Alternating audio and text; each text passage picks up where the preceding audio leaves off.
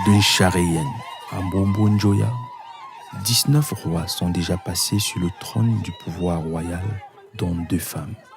La première, Nguopo, qui gouverna pendant 43 ans au XVe siècle. Et la seconde, Ngungure, qui, elle, n'a fait que 30 minutes de règne. Comment des femmes ont pu accéder au pouvoir royal Bamoun à une époque aussi lointaine de l'égalité de sexe dont on parle tant aujourd'hui? Chez les Bamoun, la succession est verticale et pas horizontale. Verticale veut dire de père en fils. Et quand je dis fils, je le dis avec grand F. Ça peut être un garçon ou une fille. Ça veut dire que lorsque vous mourrez, si vous n'avez que des filles, c'est la fille qui succède en pays Bamoun.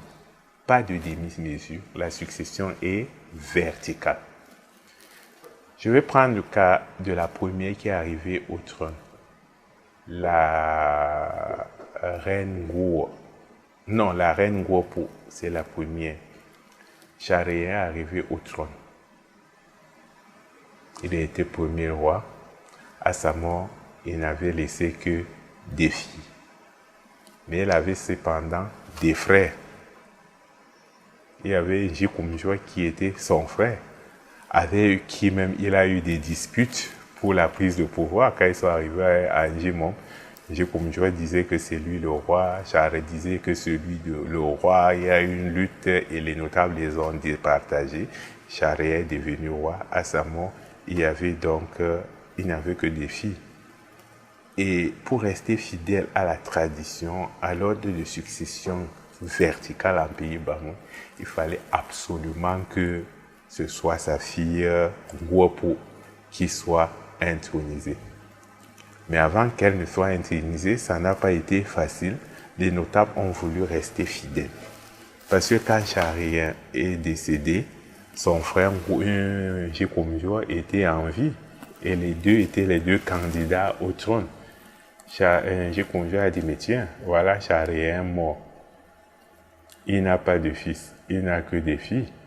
Moi, je pense que c'est mon tour, je veux prendre librement le trône sans problème. Acceptez-vous qu'une femme trône sur nous?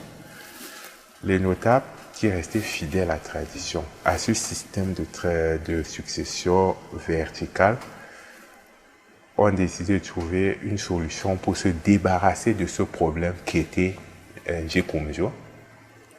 On a accepté de l'introniser, on a essayé de faire la simulation d'un système d'intronisation où on l'a pris, on l'a amené au bain d'intronisation selon les rites Bamoun et on l'a assassiné pour oublier ce système de possibilité de succession horizontale. On a donc intronisé Nguopo qui est la fille du roi. Chez nous, le roi est roi, il reste dans son enceinte. S'il y a quelque chose de très bien dehors qui intéresse le roi ne va pas à la recherche de cette chose. C'est cette chose qui vient trouver le roi dans le palais. Vous comprenez un peu? Imaginez qu'on apprenne que le roi est allé dans une concession demander la main d'une fille. Chez nous, ça ne se fait pas. Même parfois, le roi ne sait même pas de quelle concession sont son épouse. Ça vient le trouver. Et ici, nous sommes dans une situation où, sur le trône, nous avons une femme. Elle est femme. Ça veut dire que un homme ne peut pas venir la rencontrer. Cet homme n'est pas roi. Et seul le roi peut entreprendre des relations intimes dans l'enceinte du palais. C'est maintenant une femme.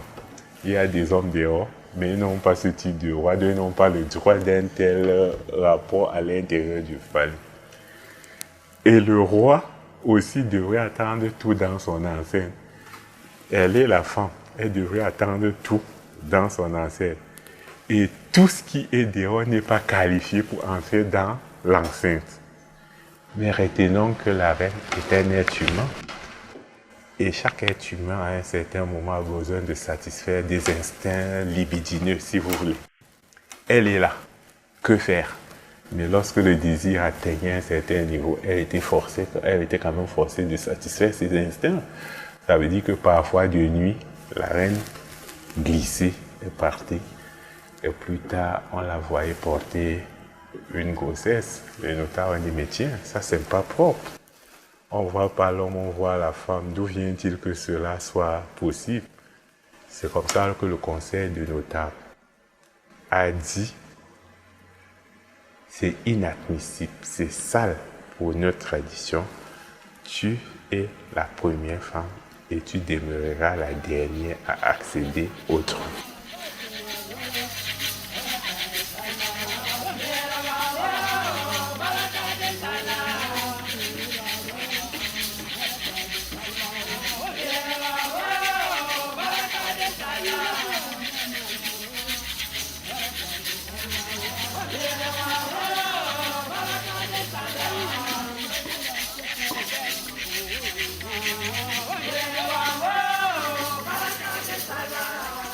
Le roi Mbombo, le 11e de la dynastie, il arrive au trône. Une guerre fratricide va s'installer, la lutte de pouvoir. Tous les enfants, princes et princesses vont entrer dans une guerre qui va coûter la vie à presque tous les princes. Ici, on se trouve dans une situation où Mbombo meurt, ses enfants meurent, il reste un fils et une fille, Betkom et Ngongura. Betkom prend le trône, il est assassiné, on intronise son fils qu'on assassine aussi. Ça veut dire que dans la lignée purement royale, tout le monde est mort, excepté la princesse Ngongura.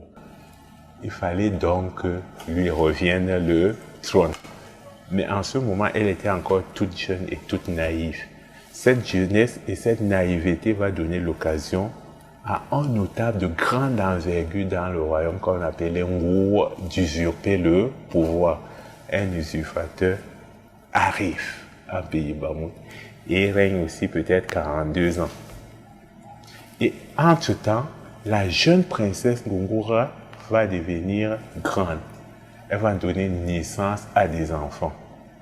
Ces enfants, en apprenant l'histoire, vont trouver inadmissible que quelqu'un soit sur le trône qui revenait de droit à leur maman. C'est ainsi que l'un des fils de Ngongura, appelé Sango, va organiser un coup pour chasser l'usurpateur du trône. En principe, quand on fait un coup d'État, c'est pour prendre le pouvoir, n'est-ce pas? Voilà Sango qui fait un coup d'État, il chasse le roi usurpateur sur le trône. Il faut qu'il prenne le pouvoir. Mais la tradition ne lui permet pas de prendre ce pouvoir. Nous sommes dans un système où la succession va de père à fils. Et lui, il a un statut de petit-fils. Il ne peut donc pas prendre le pouvoir. L'unique personne qui peut prendre le trône, c'est sa maman, la reine Ngongura. Parce que c'est elle, la princesse, la fille du roi. Et là, on se souvient qu'à partir de la deuxième, et vu les actes malpropres qu'elle avait commis à l'égard de la tradition, il était décidé de ne plus introniser une femme. Mais nous sommes dans une situation où l'unique enfant est maintenant la femme. Faut-il respecter cette décision et mettre la rupture à la tradition? Alors, on a pensé de faire d'une pierre deux coups. On intronise donc Ngongura sur le trône. Ça, c'est pour assurer exactement l'ordre de succession de père à un fils. Elle prend le trône de son père, c'est naturel. Quelque temps après, elle a donc abdiqué pour céder la place à son fils Sango. La succession verticale arrive avec une charia. Cette loi tourne le dos au traditionnel septennat rituel, tel que pratiqué depuis des siècles chez les Tika, sa tribu natale.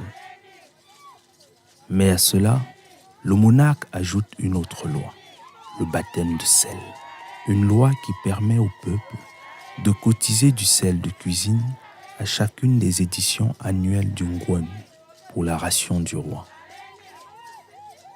Ici, même si le peuple n'a pas le pouvoir de choisir le roi, il peut, s'il le désire, mettre fin à son règne en stoppant simplement la cotisation du sel, ce qui entraînerait irréversiblement la mort du monarque.